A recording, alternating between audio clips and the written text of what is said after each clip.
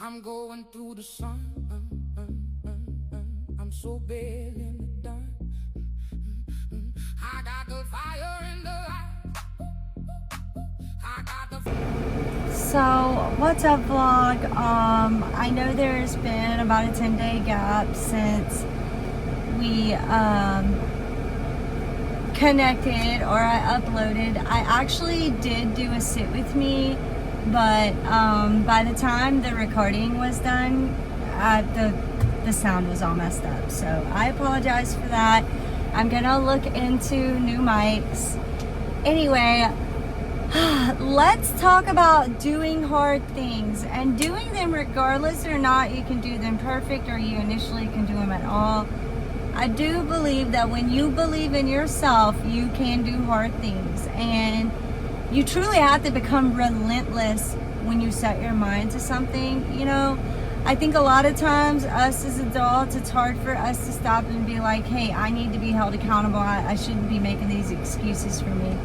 For example, like today, you know, and most days recently, I've been able to pull out 4, 5, 6 pull-ups, and I tirelessly tried for my pull-up for years, for 2 or 3 years. That was actually my first goal in the gym, and now I've been tirelessly aiming for my handstand, which we're getting there. We're getting some balance, we're getting some, you know, activation, starting to get a feel of what muscles really need to work. And a lot of that is truly believing that, you know, you can do it. Like, if we continue to say, oh, I can't do this or I won't do this, you absolutely won't. But like, it never hurts to really try and set your mind to something that gives you fulfillment. And on the fulfillment topic, man, lately I have just really, I don't know if it's because 40 is right around the corner or what's been going on, but with me personally, I have just been questioning purpose. Like, what is my purpose? You know, for so long I survived and I had to become what everyone else around me needed me to become. They needed me to be a caregiver, a lover, an advocate, you know, all these things in my life. But now that my children are grown and they're doing wonderful things, today was Haven's first and last. It was her last first. Wait, am I saying that right? One of the first of her last things, which was her first day of school. It's her last first day of high school. Super proud of her and her goals. You know, she trained hard off season, on season. Just really her character and who she is, guys. She could be, she doesn't even have to be blessed athletically. I would still be proud to call her mine. Same thing with Landon.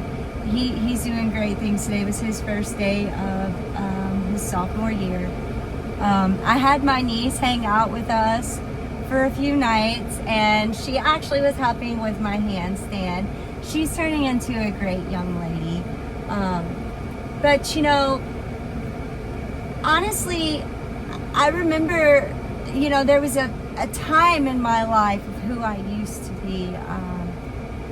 I used to, like, if a doctor or someone set a limitation in my life or said that I couldn't do something, then I just kind of chalked it up and moderated, or I left it like, well, okay, this is it, you know, like, this is it, it's just something that I've got to accept. But over the course of time, I have truly found that the only way to really even receive miracles and blessings is to trust that God, your creator, he's the one that limits you. He is the one that guides you, and he is the one that you put your faith in. And physically every day, I am just so grateful that I have an able body. And you know, some days are low and some days are high. But I am just grateful for an able body, and I truly feel that movement is medicine for me. I feel like, you know, a lot of people see the exterior and they're like, oh, she looks good, she does it for her looks, but the Lord truly used it as a medicine for me. Like the day that I showed up and there was no turning back, because I felt how great it felt to just set and challenge my body physically and not have someone tell me I had to do it or I couldn't do it. Like, I sought out and I set my own goals. I got to know who I was, and I think that that's so important. Us as mothers especially, we get so caught up in surviving and leading and being some moral standard for other people, we forget to show up for us, and then neglecting ourselves just becomes natural. So let's try to break that turmoil. Like, and the deeper I get into this self-identity journey, the deeper I dig, the more I realize, man, how unaligned I am. Everything down to how I'm breathing and when I'm taking a deep breath.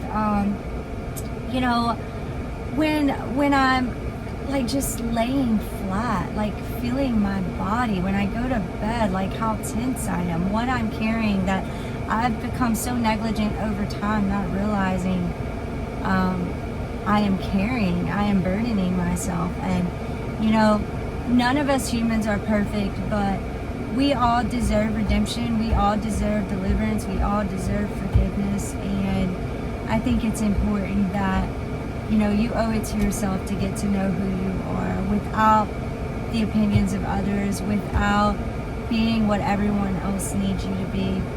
Lately, I've just been really down, you know, because you know, my friend group is shifting. You know, that's changing for me, and it's a very lonely journey, but I know it's one that's building me to be strong.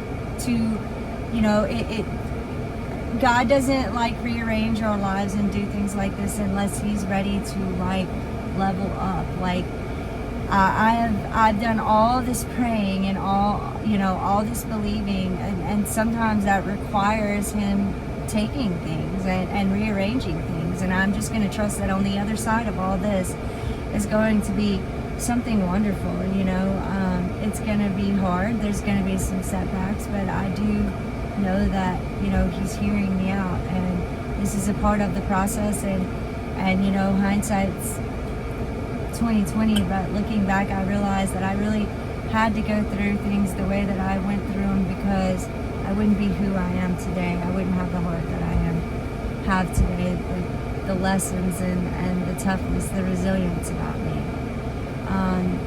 I truly believe that you should be relentless. You should be relentless for yourself and your goals. It's never too late. And I know that a lot of us find ourselves at this part in our life where we're questioning, you know, okay, who am I now? What is my purpose now? Like, sometimes when the chaos calms down in our life, peace almost is confusing to a nervous system that is so used to actively just being triggered and having to survive, you know. But it's okay. It's okay to find peace, and it's okay to feel a little sad about being confused about it, you know. We have to get uncomfortable, and we have to have a thought process that's, you know, that makes us feel uncomfortable to even rewire our thought process. These are all good things, even though they feel off or they feel wrong. And you know, over the past few months, you know, like I was saying recently about my friend group, I started being open-minded to the idea that, you know,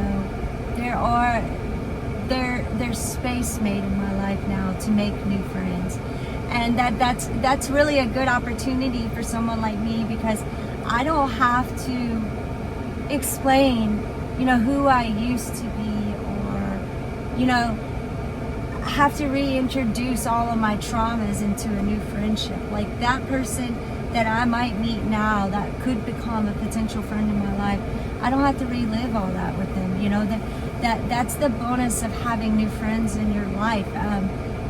What a relief that is. What a blessing that is. And, you know, if you're ever on a level, I believe in a future where we want to share things, that would be wonderful too. But, you know, it's okay to let your past die. It's okay to create new beginnings, and to not have to reintroduce your past and your hurts. You don't have to tell them all about what happened way back when. You don't have to tell them about what you're struggling with, and or what you did struggle with. You know, usually you make a friend now and for who you are now. They're not interested in your past or who you are. They're interested in who you are today and right now. But yeah, so I know this is short and sweet, but I'm gonna share some pictures and some life updates. Today is my honey's birthday. He is 47, so a whole nother year on the sun. I'm so glad to call him mine, to say that I've spent the last 22 years with him, to celebrate him through the ups and the downs. But there's so many milestones I don't want to go, leave unturned, and I am just so grateful for everything, even on the days where I have to put myself in check and remind myself the things that I need to be grateful for. But yeah, like, y'all, I encourage everyone to be relentless, get to know yourself. Don't neglect yourself anymore. With age comes purpose. You're just not realizing it. It's easy to be conflicted. You have the wisdom now that you didn't have back when, and that's important to carry the lessons, to let it create you. But you really don't have to bear a cross any longer, guys. Put that down. Choose your goals, choose you, get to know you, love on you, make room for new friends. It's okay to embrace change. It's okay to change your mind. All those things are okay. But I have a wonderful surprise. Next week we are going somewhere that I have never gone before. I am so excited to share it with my honey. I'm not going to spoil the surprise. Y'all just need to stay tuned and stay sub. But as always, thank y'all so much for just being here. I apologize for the gap in post. Thanks for being wonderful. And I'm working on this platform, and I know that we may never go anywhere huge, but this will be a place where, my loved one can always come back to and remember me from. I had my second biopsy yesterday, and I still showed up in the gym today, and I still showed up yesterday. I worked legs, but I'm staying positive about all those things. It's a setback, but we're not going to get fear control in our lives. And I'm very actively being grateful for the people that choose me now. I'm always going to remember the people that only want to show up when they feel like they've got to put their conscience at ease. Like, look, if you're not in my life right now while I'm healthy and while I'm well, don't make excuses. Like, you just always pick up the phone and tell me you love me. We don't have to talk every day, but by all means, please do not be one of those friends that just show up to the funeral just because, that's not fair, it's not right. Like, don't show up at all if you're just gonna wait until I'm dead. But all right, guys, y'all stay awesome.